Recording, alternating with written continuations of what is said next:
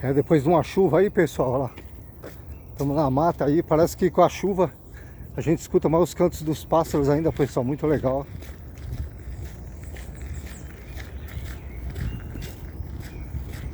Olha lá.